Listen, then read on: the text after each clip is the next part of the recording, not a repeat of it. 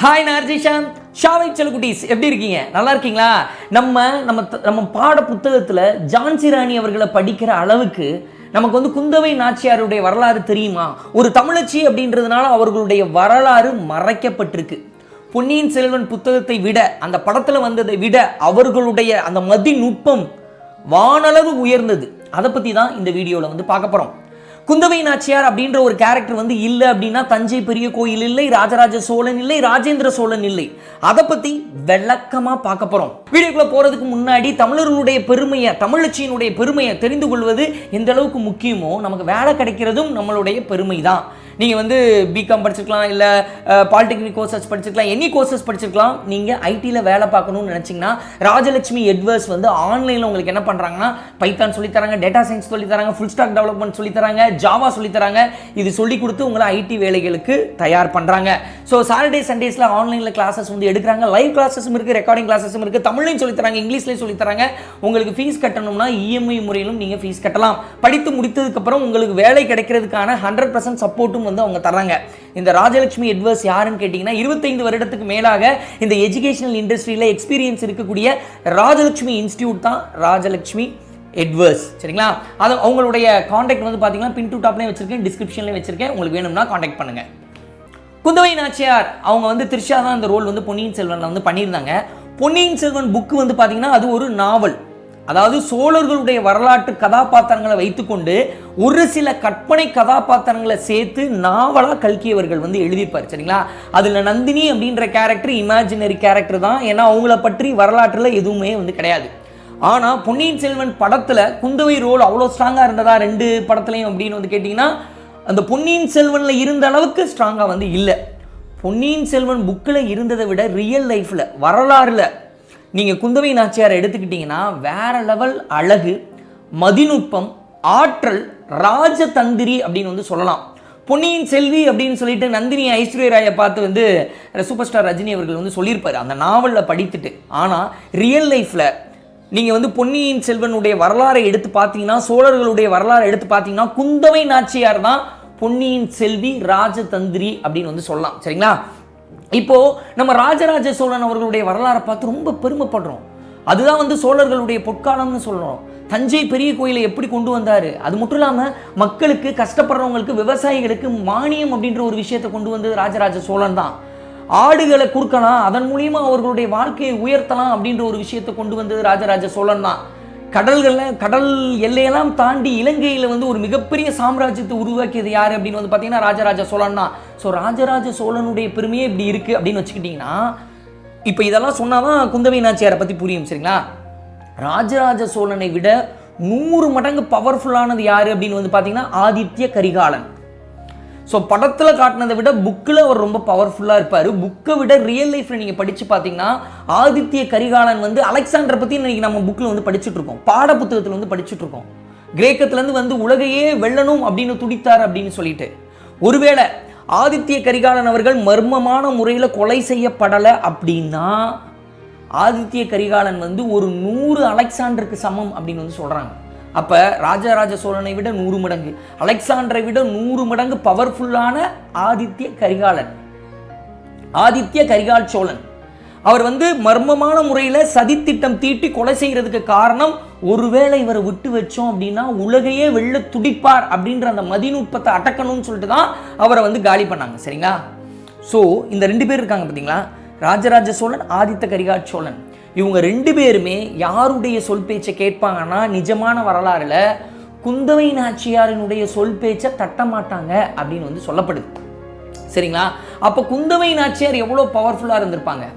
ஒரு பொண்ணுங்க அவங்களுடைய இளம் வயதில் யோசித்து பாருங்க, பவர்ஃபுல்லாக இருக்கக்கூடிய ஆதித்ய கரிகால் சோழன் வந்து மர்மமான முறையில் அண்ணன், குந்தவை நாச்சியாருடைய அண்ணன் மர்மமான முறையில் தவறி போகிறாரு. அந்த டைமில் சோழர்களை வீழ்த்துறதுக்கு சூழ்ச்சி நடந்துட்டு இருக்கு.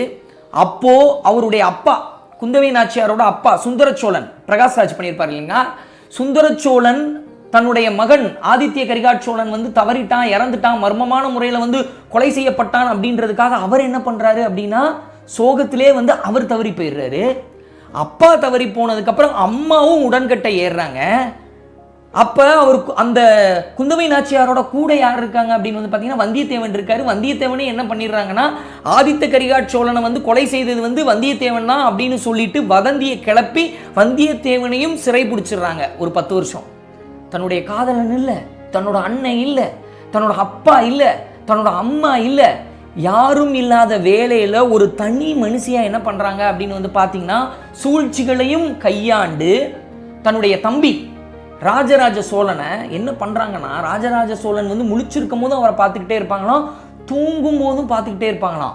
ஒரு நாளில் 2 நாள் இல்லை, 15 வருடம் தன்னுடைய தம்பியை பாதுகாத்து அங்கங்கே என்ன பண்ணுவாங்கன்னா ஒளிஞ்சு தான் வாழ்ந்திருக்காங்க. திருச்சி பக்கம்லாம் வந்து சுற்றி இருக்காங்க அப்படின்னு வந்து சொல்லப்படுது. ஆய்வாளர்கள் வந்து நிறைய வீடியோஸில் சொல்கிறாங்க.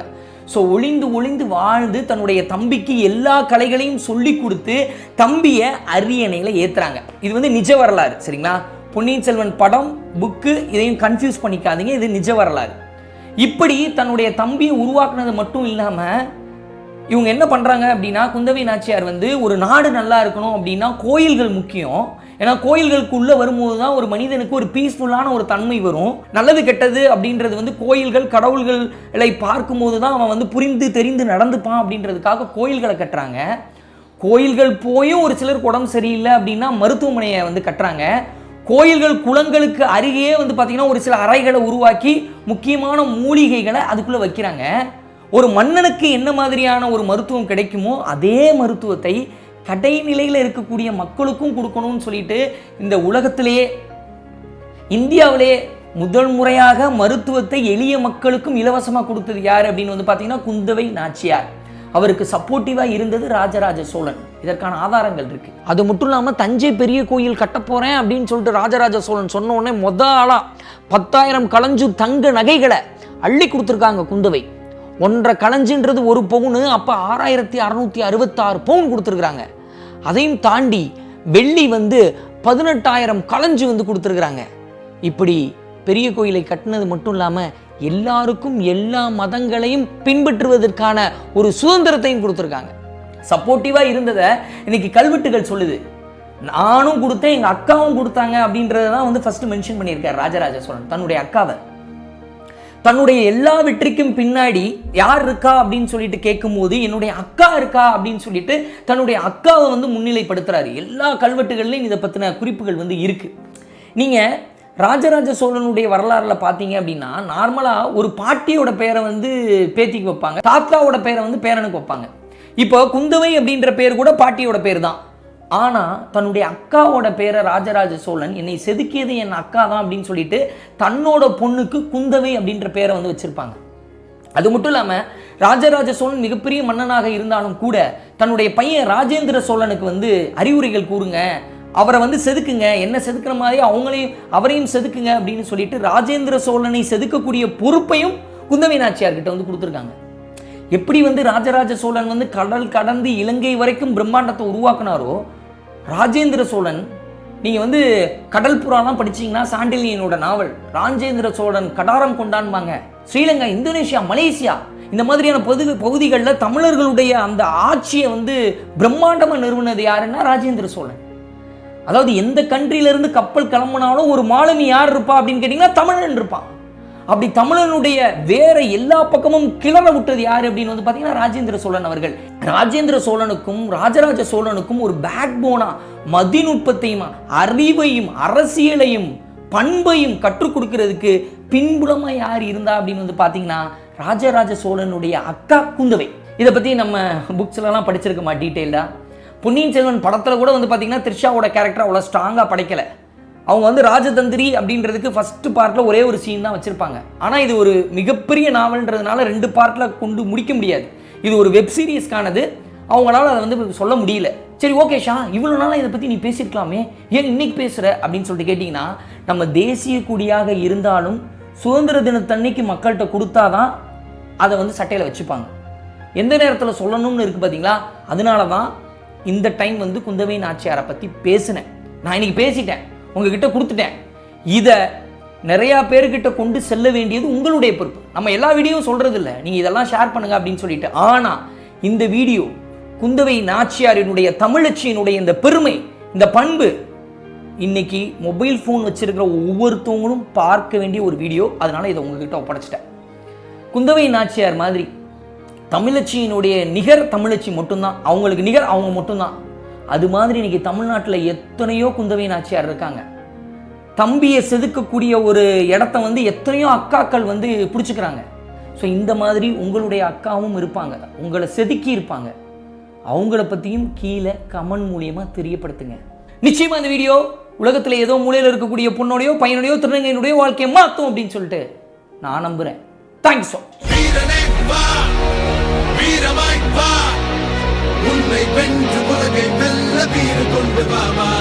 ஆயிரத்தை தாண்டி போனால் ஓடியில நீதான் ஒருவன், நாடி நரம்பெல்லாம் வெற்றி போராட்டமே. உன்னுடைய எல்லை நீயே, உலகத்துக்கு பிள்ளை நீயே, போலையாகும் போக்கில் தேகம் பொன்துணையே. வீரமாய் வா, உன்னை வென்று உலகை வெல்ல வீறு கொண்டு வாமா. ஆயிரத்தை தாண்டி போனால் ஓடியில நீதான்